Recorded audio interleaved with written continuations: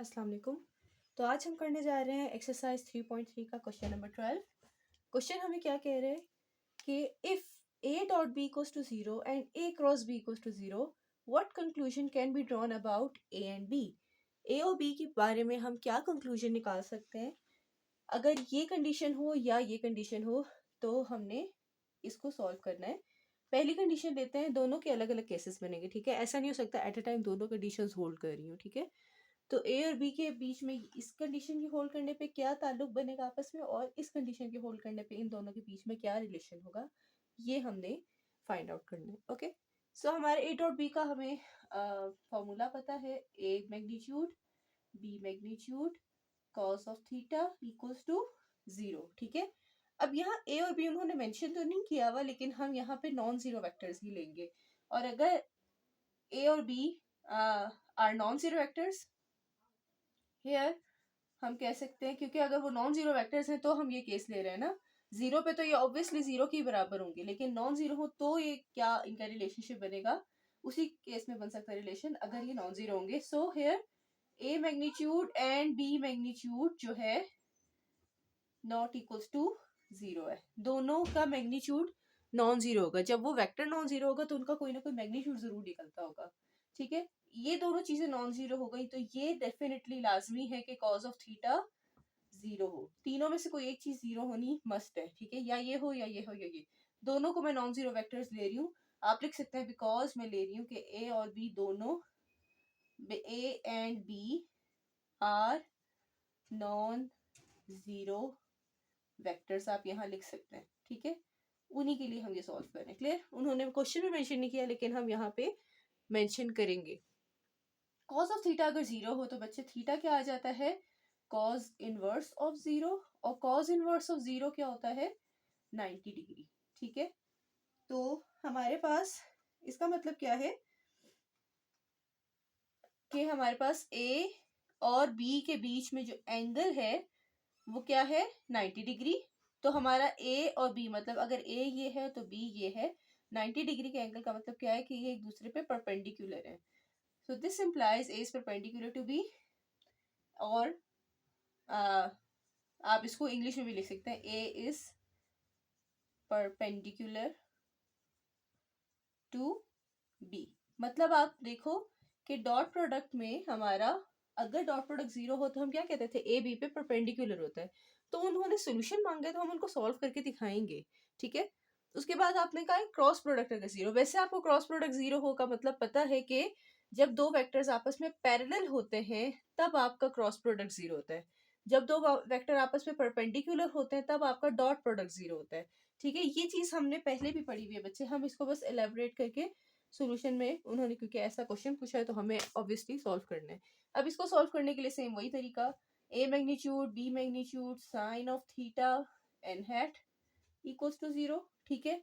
अब आपके पास ना तो ए मैग्नीट्यूड 0 है, ना बी मैग्नीट्यूड 0 है, और ना ही एन हैट जो नॉर्मल वेक्टर होता है वो, अगर ये दोनों नॉन जीरो हैं तो ये भी कोई ना कोई वैल्यू रखता होगा, and N hat is also not equals to 0।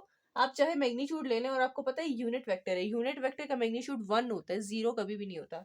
So this implies हमारा खाली साइन ऑफ थीटा रह जाता है जो 0 हो सकता है, ठीक है। इनको इस क्वेश्चन के मुताबिक थीटा क्या निकालेंगे, sine inverse of 0, and sine inverse of 0 क्या होता है बच्चे, 0 डिग्री। तो मतलब थीटा आपके पास 0 एंगल बना रहा है, मतलब ए और बी के बीच में द एंगल, यूं लिख सकते हैं आप ये वाली लाइन भी, the angle between A and B is 0 degree, ठीक है। और ए और बी के बीच में कब एंगल 0 होगा, अगर दोनों एक दूसरे के पैरेलल हो, ठीक है। हो सकता है ये बी बड़ा हो, इससे कुछ भी हो सकता है, लेकिन थीटा आपका कब 0 होता है, जब दोनों लाइंस एक दूसरे के पैरेलल होती हैं। So this implies A vector is parallel to B vector. उम्मीद है आपको ये समझ आ गई होगी।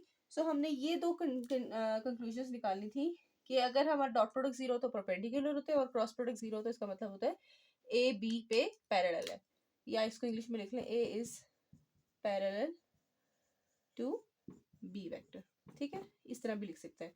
हेंस आपका ये question solved. Let's move toward the next question number 13।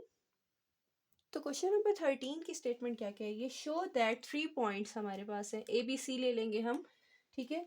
कोई से पॉइंट्स हम नाम दे दें, पी क्यू आर भी कह सकते हैं, जरूरी नहीं ए बी सी कहें आप। ये ए बी सी पॉइंट ले लिए हमने with position vectors this this and this are collinear. मतलब वो कह रहे हैं कि अगर कोई से 3 पॉइंट्स है आपके पास ए बी और सी, और तीनों किसी प्लेन पे लाई कर रहे हैं ना, जाहिर सी बात है, तो हमारा ओरिजिन से मतलब इसका पोजीशन वेक्टर बन रहा है ये वाला, इसका पोजीशन वेक्टर बन रहा है ये वाला, और इसका पोजीशन वेक्टर ये वाला सपोज करें, ठीक है। तो ये जो इनके पोजीशन वेक्टर्स हैं वो कह रहे हैं इनसे डिड्यूस करें आप कि ये तीनों जो पॉइंट्स हैं वो एक ही लाइन के ऊपर लाई कर रहे हैं, या इसको आप कह सकते हैं ये तीनों पॉइंट्स क्या हैं, कोलिनियर है। हमने ये साबित करना है। अब कोलिनियर के लिए आपको बच्चे सबसे पहले वो कंडीशन याद होगी कि जब 3 वेक्टर्स गिवन होते थे तो हम क्या करते थे कोलिनियर के लिए, तीनों वेक्टर्स का वेक्टर 1 वेक्टर 2 और वेक्टर 3 के कंपोनेंट्स को ना हम क्या करते थे, डिटर्मिनेंट लेते थे, और डिटर्मिनेंट आपका क्या आ जाता था, 0 आ जाता था, याद है।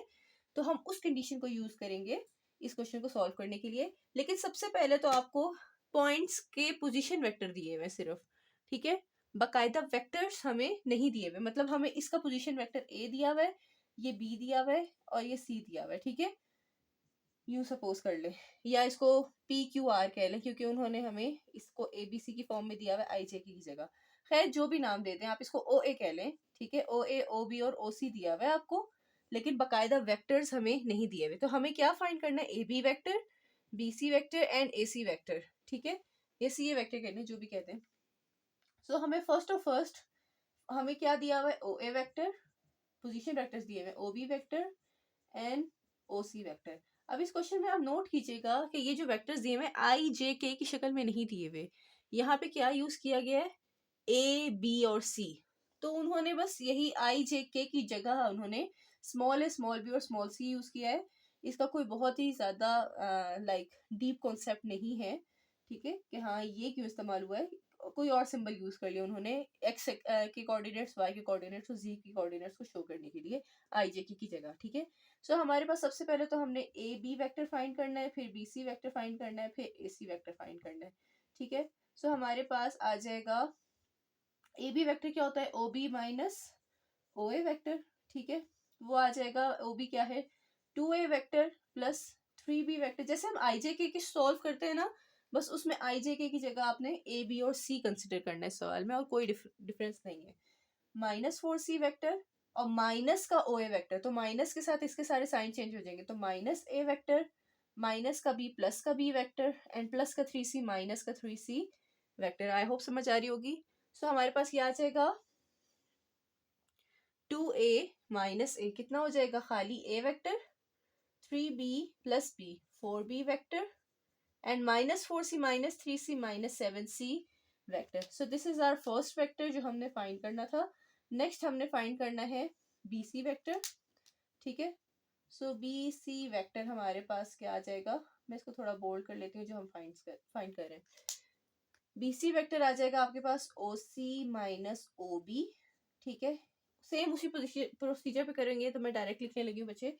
तो ये आ जाएगा -7 -2 -11 सॉरी, ओके, ओ सी में अब आप देखें ए वाला कंपोनेंट नहीं है ना, ए वाला कंपोनेंट नहीं है, ए हैट के साथ कुछ भी नहीं लिखा हुआ, तो यहाँ पे आप कुछ भी ना लिखा हो तो हम क्या कहते हैं, 0, ठीक है। ये चीज ही एग्जिस्ट ही नहीं कर रही थी, इसका मतलब क्या होता है कि ये क्या है, 0a है, ठीक है।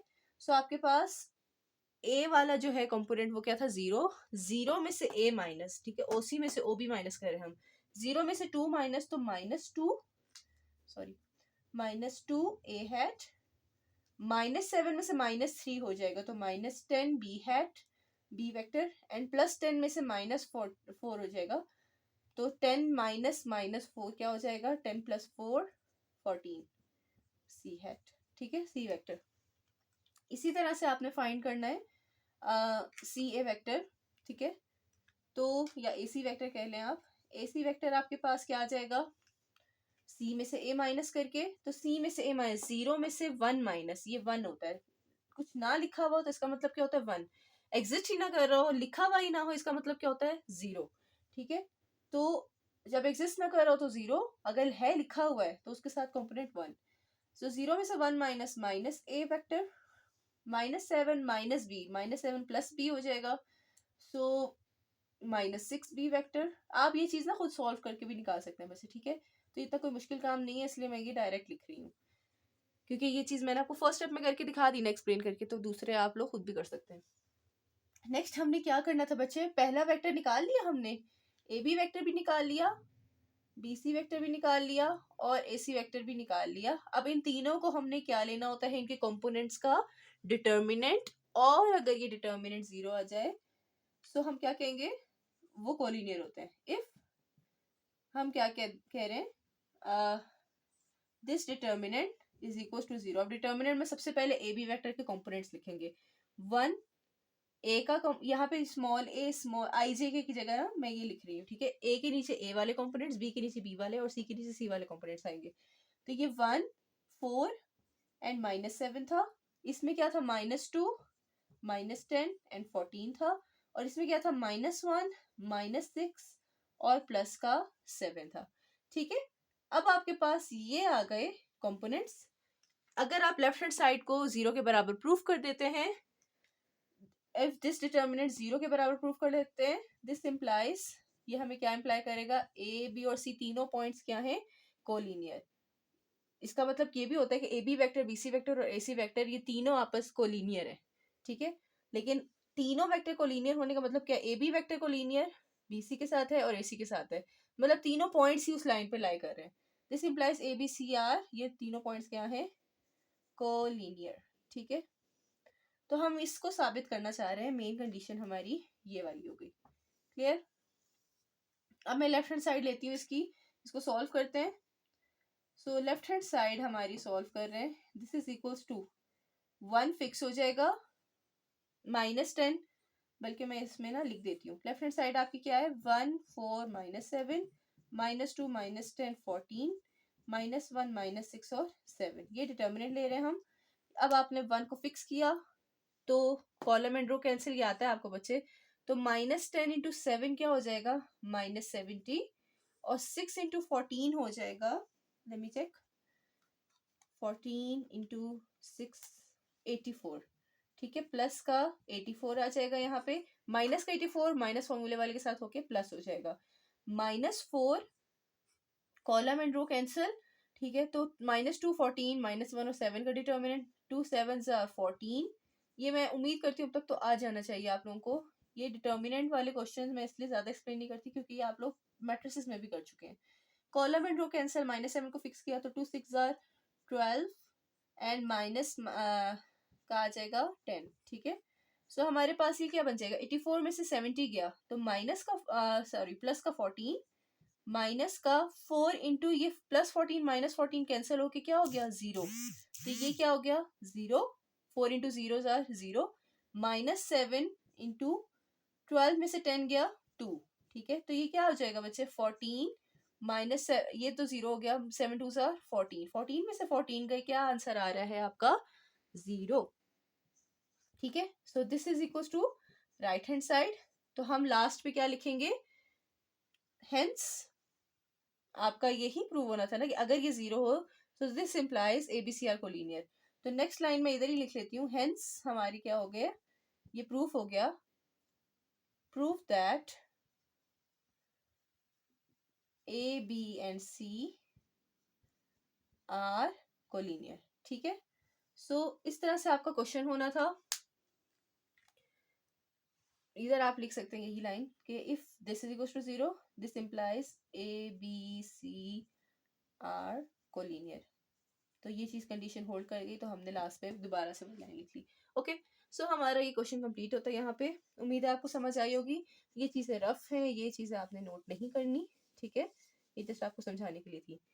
और अगर आज का लेक्चर समझ आया तो मुझे ज़रूर बताइएगा, नहीं समझ आए तो भी ज़रूर पूछिएगा क्या समझ नहीं आया। तो अभी के लिए अल्लाह हाफिज़।